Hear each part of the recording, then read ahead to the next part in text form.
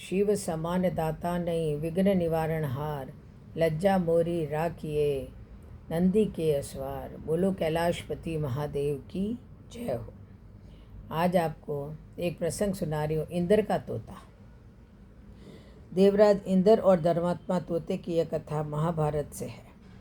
कहानी कहती है कि अगर किसी के साथ अच्छा वक्त दिखाया है तो बुरे वक्त में भी उसका साथ छोड़ देना ठीक नहीं होगा। एक शिकारी ने शिकार पर तीर चलाया। तीर पर सबसे खतरनाक जहर लगा हुआ था, पर निशाना चूक गया। तीर हिरण की जगह एक फले फूले पेड़ में जा लगा। पेड़ में जहर फैल गया, वह सूखने लगा। उस पर रहने वाले सभी पक्षी एक एक करके उसे छोड़ गए। पेड़ के कोटर में एक धर्मात्मा तोता बहुत बरसों से रहा करता था। तोता पेड़ छोड़कर नहीं गया, बल्कि अब तो वह ज़्यादातर समय पेड़ पर ही रहता। दाना पानी न मिलने से तोता भी सूख कर कांटा हुआ जा रहा था। बात देवराज इंद्र तक पहुंची।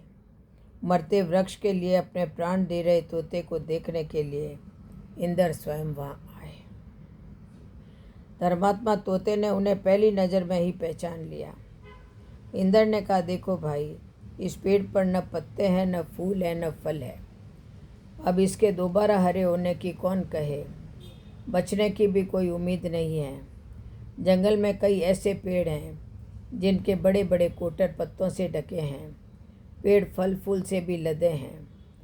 वहाँ से सरोवर भी पास है। तुम इस पेड़ पर क्या कर रहे हो? वहाँ क्यों नहीं चले जाते हो? तोते ने जवाब दिया, देवराज, मैं इसी पर जन्मा, इसी पर बढ़ा, इसी के मीठे फल खाए। इसने मुझे दुश्मनों से कई बार बचाया। इसके साथ मैंने सुख भोगे हैं। आज इस पर बुरा वक्त आया तो मैं अपने सुख के लिए इसे त्याग दूं? जिसके साथ सुख भोगे दुख भी उसके साथ भोगूंगा। मुझे इसमें आनंद है। आप देवता होकर भी मुझे ऐसी बुरी सलाह क्यों दे रहे हैं? यह कहकर तोते ने तो इंद्र की बोलती बंद कर दी। तोते की दो टूक सुनकर इंद्र प्रसन्न हुए। बोले, मैं तुमसे प्रसन्न हूँ, कोई वर मांग लो। तोता बोला, मेरे इस प्यारे पेड़ को पहले की तरह हरा भरा कर दीजिए।